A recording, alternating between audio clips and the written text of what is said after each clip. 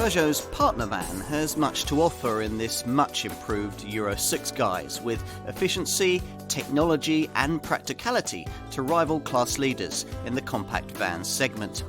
It's now smarter looking than before and gets some extra high-tech, but the main news lies beneath the bonnet, with a fresh range of clean and frugal Euro 6 Blue HDI diesel engines. On paper at least then, the prospects are promising.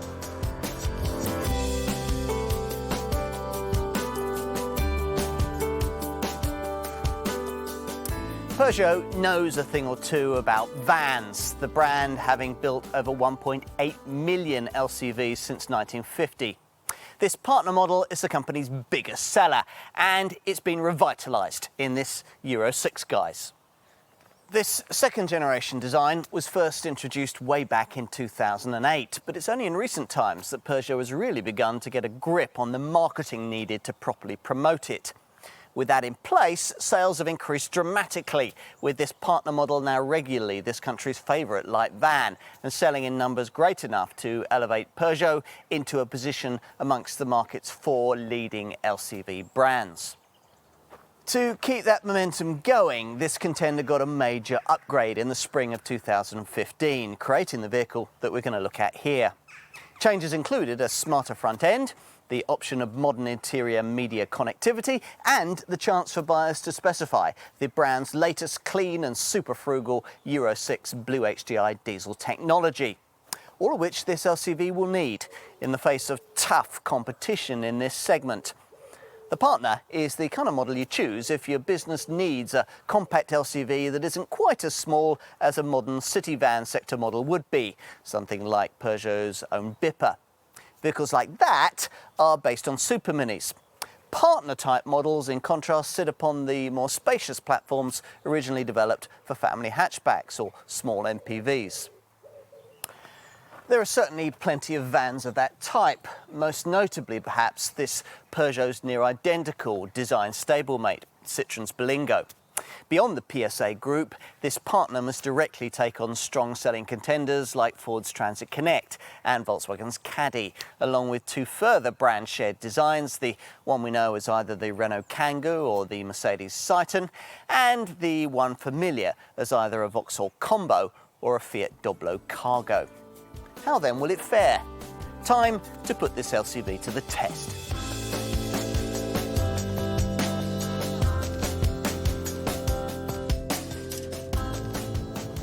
As ever, motive power for this van comes primarily from a 1.6-litre diesel engine, but there's quite a choice when it comes to the way you get it. From the launch of this revised model in mid-2015, this French brand continued to offer the older Euro 5 75 brake horsepower and 92 brake horsepower HDI versions of this power plant. But the company's future sales emphasis clearly lies with the more advanced Blue HDI version of this unit. This 100 brake horsepower power plant is offered with either a 5-speed manual gearbox or the brand's ETG6 clutchless automatic manual setup.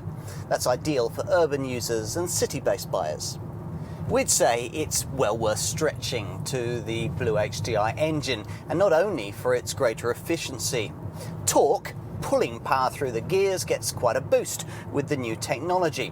So while the older Euro 5 75 brake horsepower and 92 brake horsepower HDI variants can only manage 185 newton meters and 215 newton meters of torque respectively, the Blue HDI 100 model boosts that figure to a far more usable 254 newton meters. That's pulling power you'll really notice when pulling out to pass that swaying Arctic up front. For what it's worth, acceleration from rest is usefully rapid too, the Blue HDI 100 model needing 11.8 seconds for the 0 to 62 mph sprint, making it a second faster than the 90 brake horsepower HDI variant. The top speed with the more modern engine is 101 mph. We should point out that you don't have to have diesel power in your Partner. From launch, this French brand chose to update its aging 1.6-litre VTI 98 brake horsepower petrol unit to Euro 6 status, so that engine was initially offered in this improved model for the few operators likely to want it.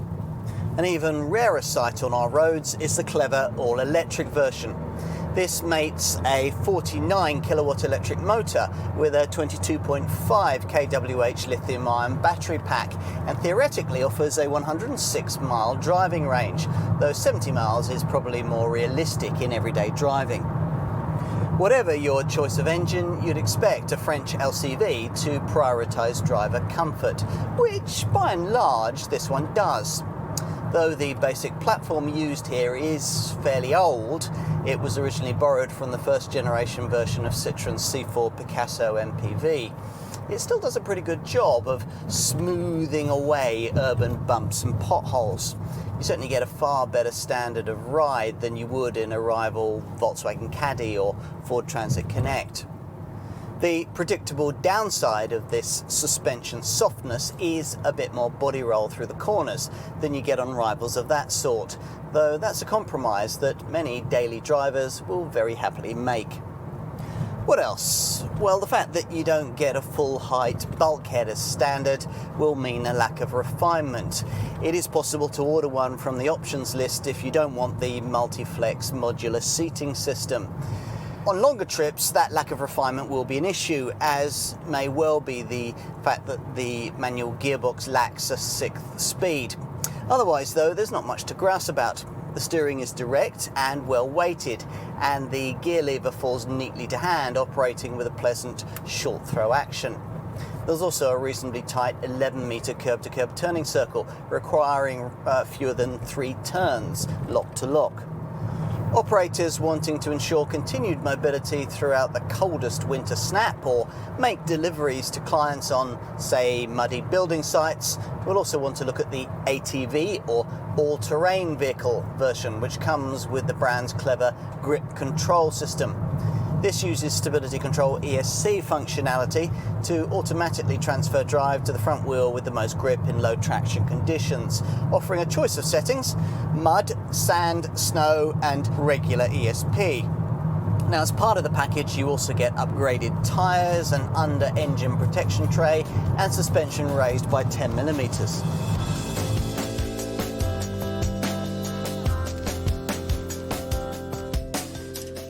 This improved second-generation Partner model gets what Peugeot calls a more assertive design, with the front end now emphasised by this chrome-framed grille with the Peugeot lion at its centre. There's a restyled front bumper too, and the result, the designer's hope, is to give this vehicle a greater sense of robustness. As ever, there are 2 Partner body styles to consider, this standard L1 version and the longer L2 derivative. Still no high roof option though. As before, both variants share the same 2,728mm wheelbase, and both remain on the small side for a compact van in the Kangoo, Transit Connect and Caddy class, even though this base L1 version's 4,380mm of length makes it 243mm longer than the pre-2008 first generation version of this model. Go for the L2 and you get 248mm of length tacked onto the rear, so the overall look isn't quite as cohesive as in this standard version, but obviously carriage capacity takes a big step forward from 3.3 cubic metres to 3.7 cubic metres. There's another way, though, that you can achieve that useful 3.7 cubic metre carriage capacity figure, yet still stick to this more affordable L1 body shape. Avoid entry-level trim and your Partner will come with what the brand calls its multi-flex modular cabin, a configuration which allows the outer passenger seat to be folded flat so that longer items can be poked through from the cargo area. With this feature in place and in use, load capacity increases by 0.4 cubic metres, hence the way that this L1 body style can offer L2 standards of carriage space. Another way of utilising the multi-flex layout is to raise the seat base vertically against the seat back so that tall items can be carried, or maybe fragile things that you don't want to consign to the loading bay. Now, the other benefit of the multi-flex package is that it includes this useful middle seat so that a third passenger can be accommodated if necessary. I really don't understand why journalists criticise this feature. Yes, the proximity of the centrally dash-mounted gear lever makes it difficult for an adult to comfortably use this berth, but it's only there for short journeys and emergency situations anyway. In any case, it's not only adults who travel in vans. Personally, I've found this central berth to be very useful for occasions when I've had to drop my kids off on the way to work. Other benefits offered by this middle seat arrangement are found in terms of cabin practicality. Beneath it, there's a useful stowage compartment that can keep valuables away from prying eyes. Flatten the backrest and a handy desk surface is revealed, along with a strap to keep documents in place. Now, it's features like these that'll make this van an easier proposition if you're needing the kind of mobile office functionality that many owner-drivers now seem to want. These people will probably like the idea of stretching to a top-spec model like this one, which features what is probably the main change in this improved model's cabin, the 7-inch touchscreen and upgraded DAB audio system. It's a nice setup, though it could have been better integrated by being angled up and towards the driver rather than being set flat and flush to the dash. What is welcome, though, is clever so-called mirror screen functionality that can replicate your mobile phone handset's home screen on the dashboard display. On to practicalities. There are a few things that you have to get used to, like the unusual sighting of the electric window switches on the dashboard rather than on the doors where you'd expect them to be, and the way that the optional USB socket is hidden away in the passenger footwell just below the useful hook for your Friday night curry. There's plenty of interior storage space though. You get this full width shelf above the windscreen for lighter items only, assuming you don't want to get clonked on the head by, say, a hammer or a bottle of drink during an emergency stop. Bottles fit neatly into door bins that offer special mouldings for that purpose. Plus there's a 4.1 litre lidded compartment behind the steering wheel, a glove box that's rather small and not lockable, a tray beneath the driver's seat, plus a removable 13-litre storage box between the seats if you do without this 3-person seating package. There are also 2 rather curious, but at first glance rather useless, circular compartments in the centre of the dash. Now, apparently they're there for the horizontal storage of small bottles. You also get this compartment above the passenger side of the dash for documents and flat items. There's also this cubby beneath the gear stick for parking tickets and small items, and these 2 extra cup holders on the transmission tunnel on the floor.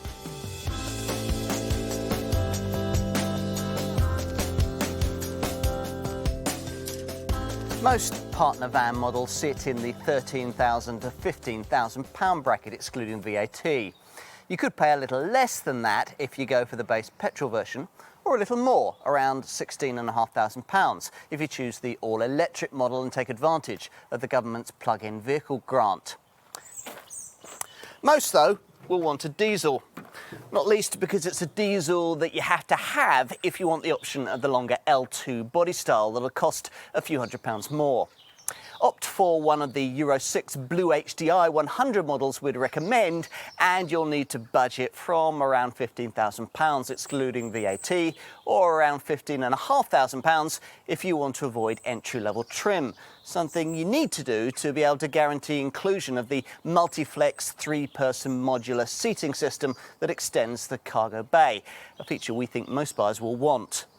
The ETG6 automatic gearbox option comes only with that Blue HDI 100 engine. And don't forget, there's also a crew van option with 2 rows of seats, should you need to occasionally prioritise the carriage of people as well as packages. On to the value proposition that Peugeot's pricing delivers us here. It's a very competitive one.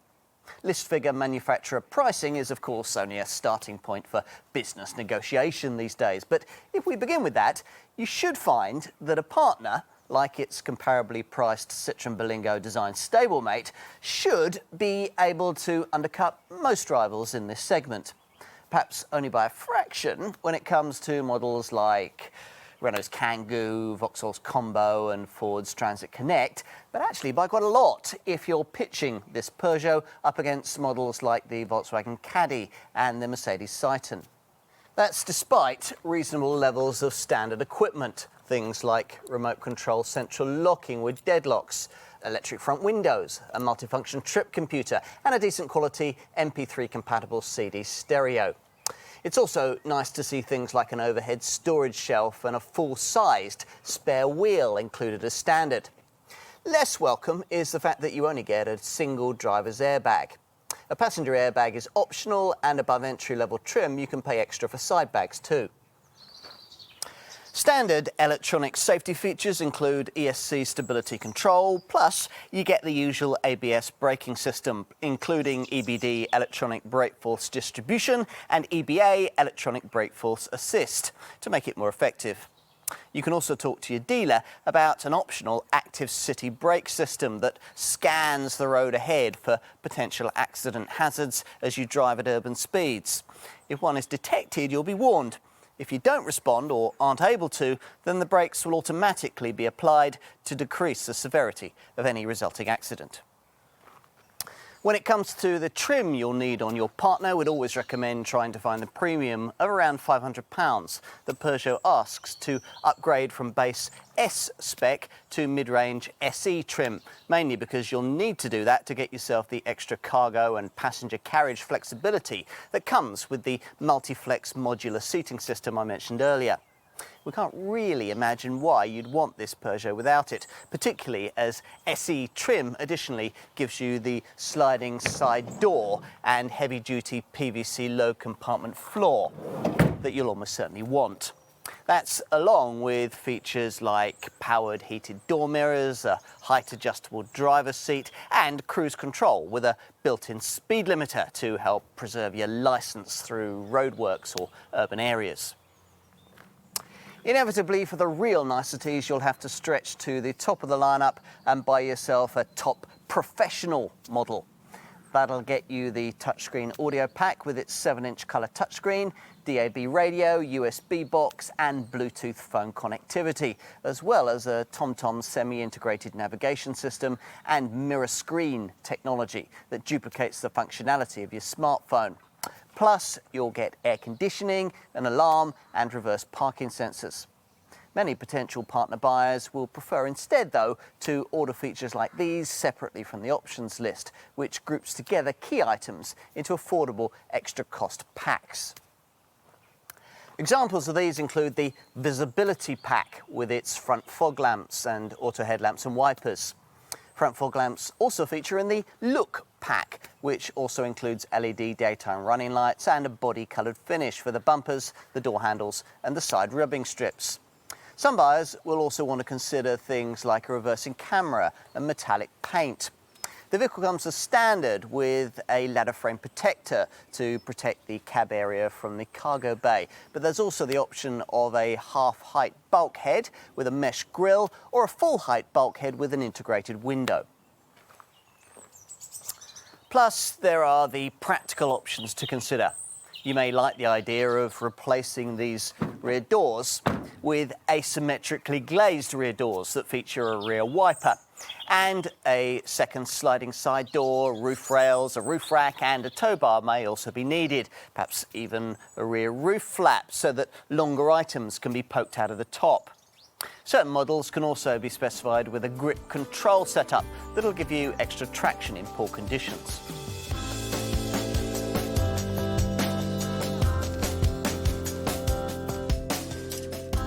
Time to focus on practicality. So as usual, let's start here at the business end. As expected, the rear doors open through 180 degrees. And once you've lumped your items over the relatively low 584mm high loading lip, you'll find a cargo area that's very comparable to the one you get in an equivalent Ford Transit Connect, Renault Kangoo or Volkswagen Caddy. Even in this standard L1 Partner model, you'll find that you're able to get 2 Euro pallets in here thanks to a useful 1,230mm between the wheel arches, payload permitting of course. Now on that subject, payload capacity ranges between 641 kilograms and 846 kilograms, depending on the variant that you choose. That's competitive with most rivals, though there are some that can take up to 1,000 kilograms. As with most vans of this size, there's no way of loading in something as large as a Euro pallet through the side door. But it slides to reveal a decently sized aperture, 737mm wide and 1192mm high, bigger than you'd get in, say, that rival Volkswagen Caddy model I just mentioned. Get your stuff inside, and with this standard L1 body style you get a load space length of 1800mm plus 1250mm of interior height. Unfortunately, there's no high roof option that would enable you to increase that. The result is that as a starting point, an L1 spec Partner can swallow 3.3 cubic meters. With its extra 248mm of body length, the L2 version can increase that figure to 3.7 cubic meters. This variant also coming complete with twin sliding side doors. Now, I mention these figures only as a starting point because, provided you've avoided entry-level trim, your Partner will be fitted out with the clever Multiflex modular seating system, which will enable you to fold the middle seat and also flatten this outer seat into the floor so that you can poke longer items through into the cab. That increases your loading length to 3000mm in the L1 model and 3250mm in the L2 version. As a result, total carriage capacity can be up to 3.7 cubic meters in this L1 model, or as much as 4.1 cubic meters in the lengthened L2 body style. Across the range, you get a ladder frame protector to separate the cab from the load bay, or in this case, the optional half-height bulkhead with a mesh grille upper section. Peugeot also offers a full-height bulkhead for people not wanting the Multiflex modular seating package, and that would give you, of course, complete protection should your load slide forward during, say, an emergency stop. Not that that should happen if you've secured your items using the 6 floor-mounted tie-down points provided in the cargo bay. Avoid entry-level trim, and a proper heavy-duty PVC covering protects the load compartment floor with tailored plastic panels partly defending the cargo area sides and the doors against minor scrapes. Now, these will get quickly scratched and scuffed though unless you invest in the kind of proper ply lining kit that I've got here for more comprehensive protection. Users like plumbers and decorators will want to invest in the optional opening flap at the back of the roof, out of which you can poke long items like pipes and ladders. On to running costs. Now, the advantage of choosing the more modern Blue HDI diesel engine becomes readily apparent here. Though the efficiency returns of the older Euro 5 75 brake horsepower and 92 brake horsepower HDI units aren't too bad, expect 56.5 miles to the gallon on the combined cycle.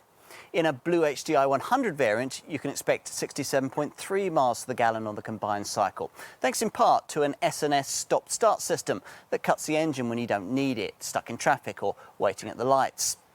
Blue HDI technology has an even bigger effect when it comes to CO2 efficiency, the figure falling from just over 130 grams per kilometre with the older HDI engine to 110 grams per kilometre if you go for a manual Blue HDI 100 model.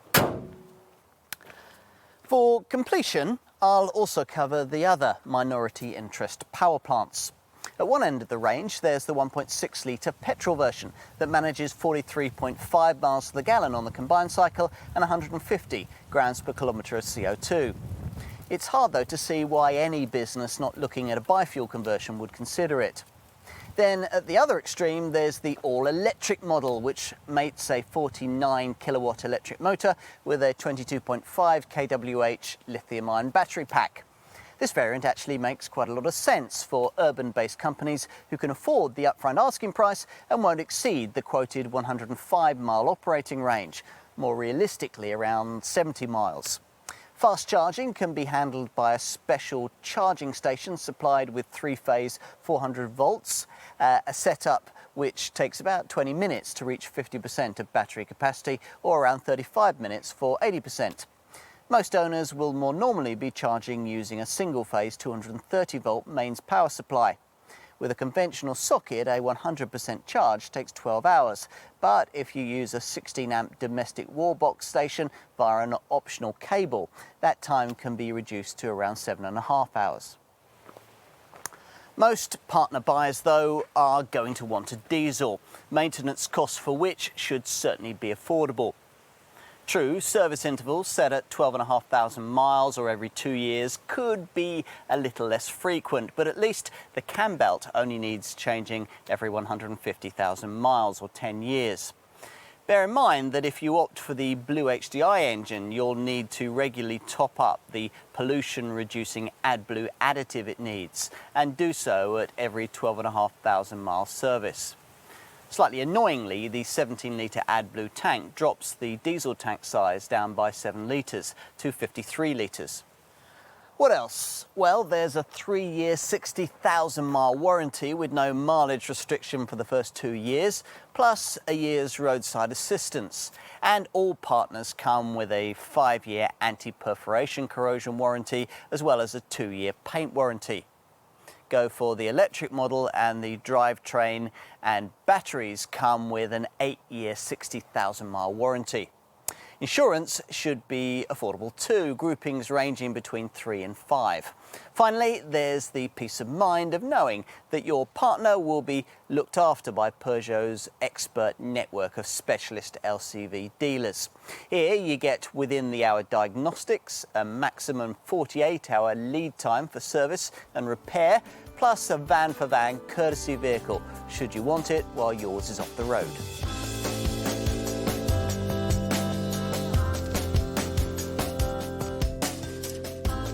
Peugeot's improved partner van has become cleverer and more sophisticated while still retaining the practicality that has made it an LCV favourite. The option of Blue HDI engine technology should make a big difference to running costs. And if you get yourself a variant with the clever 7-inch infotainment screen inside, then your little compact van will feel very up-to-date indeed. The French brand has obviously put plenty of thought into the design of this enhanced partner, and it's backed up the high-tech stuff with slick features intended to make the working day that little bit more straightforward. Many of which are packaged up in the Multi-Flex modular seating system, a must-have feature on this LCV. You also get very class-competitive payload and carriage capacity figures, along with a comfortable ride and a wide choice of factory-built models. It all adds up to a strong business proposition. Strong enough to keep this model as one of the top choices in the compact van segment?